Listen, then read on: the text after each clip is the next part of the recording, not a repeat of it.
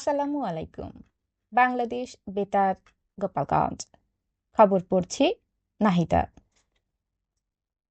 জাতীয় সংসদের deputy speaker barrister Kaiser Kamal বলেছেন, জনগণের শক্তি গণতন্ত্রের প্রকৃত ভিত্তি এবং এই শক্তির প্রতিফলনই ঘটে জাতীয় সংসদের মাধ্যমে। তিনি বলেন, লাখো শহীদদের আত্মত্যাগ ও বীর মুক্তিযোদ্ধাদের সাহসিকতার ফলেই স্বাধীন বাংলাদেশ প্রতিষ্ঠিত হয়েছে এবং সেই চেতনা ধারণ করেই দেশকে এগিয়ে নিতে হবে। গতকাল সংসদের সভাপতির আসন গ্রহণের পর প্রারম্ভিক বক্তব্যে তিনি এসব কথা বলেন।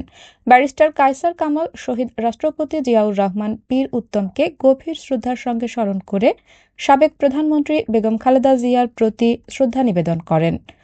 ২০২৪ সালের ছাত্র গণঅভ্যুত্থানের কথা উল্লেখ করে তিনি জুলাই আগস্টের শহীদদের প্রতি শ্রদ্ধা জানিয়ে আহত ও পঙ্গুত্ব বরণ করা ব্যক্তিদের প্রতি গভীর সমবেদনা জানান।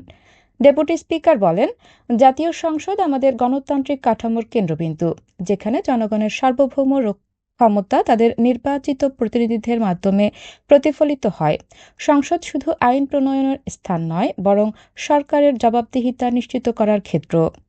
বক্তব্যের শেষে তিনি মহান আল্লাহর নিকট দোয়া করেন যেন সবাই সত্য ও ন্যায়ের পথে থেকে একটি ন্যায়ভিত্তিক সমাজ ও রাষ্ট্র গড়ে তুলতে পারেন।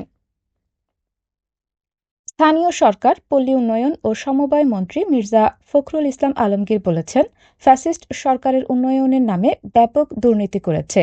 তিনি বলেন, আমাদের জন্য এটা দুঃখজনক যে পূর্ববর্তী ফ্যাসিস্ট সরকারের আমলে মেগা প্রকল্প বা উন্নয়নের নামে চরম দুর্নীতি হয়েছে, যা আমরা ক্ষমতায় আসার পর উপলব্ধি করতে পেরেছি। গতকাল সংসদে প্রশ্নোত্তর পর্বে বিরোধী দলীয় সদস্য আক্তার হোসেনের এক সম্পূরক প্রশ্নের জবাবে মন্ত্রী এসব কথা বলেন। প্রশ্নে আক্তার হোসেন বলেন, পূর্ববর্তী ফ্যাসিস্ট সরকার মেগা প্রকল্প গ্রহণ করলেও গ্রামীণ সড়ক ব্যবস্থাকে উপেক্ষা করায় গ্রামীণ জনগণ মারাত্মক দুর্ভোগে পড়েছে। বর্তমান সরকার সড়ক উন্নয়নে কোনো ব্যবস্থা নেবে কিনা? মির্জা ফখরুল ইসলাম আলমগীর সংসদকে আশ্বস্ত করে বলেন, ইনশাআল্লাহ আগামী দিনে আমরা কোনো ধরনের দুর্নীতি বরদাস্ত করব না এবং গ্রামীণ সড়ক ও যোগাযোগ ব্যবস্থার উন্নয়নে সর্বোচ্চ গুরুত্ব দিয়ে কাজ করব। তিনি বলেন, এখনো অনেক গ্রামীণ সড়ক কাঁচা রয়েছে এবং এগুলো উন্নয়নে সরকার ইতিমধ্যে উদ্যোগ নিয়েছে। আমরা ধাপে ধাপে কাঁচা সড়কগুলো পাকা করার উদ্যোগ গ্রহণ করেছি। মাদারীপুর জেলার জেলা প্রশাসক ও জেলা ম্যাজিস্ট্রেট হিসেবে মিস মর্জিনা আক্তারকে নিয়োগ দেওয়া হয়েছে। তিনি অর্থ বিভাগের উপসচিব পদ থেকে পদোন্নতি পেয়ে এ দায়িত্ব গ্রহণ করেছেন।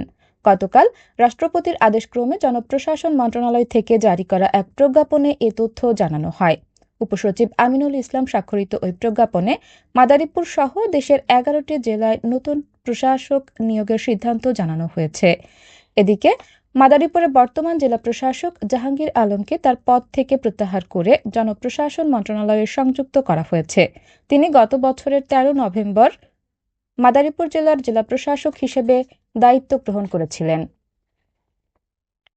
গোপালগঞ্জে চাঁদাবাজির মামলায় মেহেদী হাসান রাসেল ও তার ২ সহযোগীকে ৫ বছরের কারাদণ্ড ও ২০,০০০ টাকা জরিমানা করেছে আদালত। অনাদায়ে আরও ৪ মাসের কারাদণ্ড প্রদান করা হয়। গতকাল গোপালগঞ্জ যুগ্ম জেলা ও দায়রা জজ আদালতের বিচারক ইয়াসিন আরাফাত এ রায় প্রদান করেন। সাজাপ্রাপ্তদের মধ্যে রাসেল পলাতক রয়েছে এবং বাকি দুজনকে জেল হাজতে পাঠানো হয়েছে। সাজাপ্রাপ্ত মেহেদী হাসান মিয়া ওরফে রাসেল গোপালগঞ্জ জেলার কাশিয়ানী থানার খাগড়াবাড়িয়া গ্রামের বালা মিয়ার ছেলে। সাজাপ্রাপ্ত অপর ২ সহযোগী হল এস এম সাজেদ ইয়াসিন ওরফে ইয়াসিন শেখ ও আবদুল্লাহ শেখ ওরফে আবদুল্লাহ। মামলা ও আদালত সূত্র জানায়, বিগত ২০২৩ সালের ৯ মার্চ কাশিয়ানী উপজেলার খাগড়াবাড়ি গ্রামে এস এস মেটালে গিয়ে ম্যানেজার আজিজুল ইসলাম মিয়ার কাছে চাঁদা দাবি করে আসামিরা।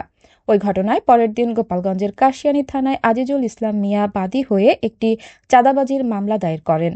পরে দীর্ঘ সময় ধরে তদন্ত ও সাক্ষ্য শেষে আদালতের বিচারক শীর্ষ সন্ত্রাসী ও চাঁদাবাজ মেহেদী হাসান রাসেল ও তার ২ সহযোগী এস এম সাজেদ ইয়াসিন ওরফে ইয়াসিন শেখ ও আবদুল্লাহ শেখ ওরফে আবদুল্লাহকে এ সাজা প্রদান করেন।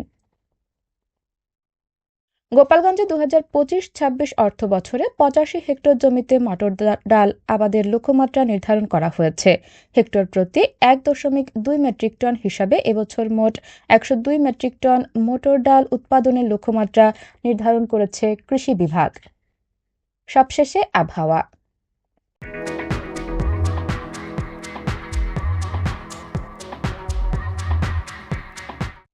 আজ বেলা 1টা পর্যন্ত আবহাওয়ার পূর্বাভাসে বলা হয়েছে, দেশের অভ্যন্তরীণ নদীবন্দর সমূহের জন্য কোনো সতর্ক বার্তা নেই এবং কোনো সংকেতও দেখাতে হবে না। খবর শেষ হলো। আমাদের পরবর্তী খবর প্রচারিত হবে আজ সকাল 10টা বেজে 30 মিনিটে বাংলায়।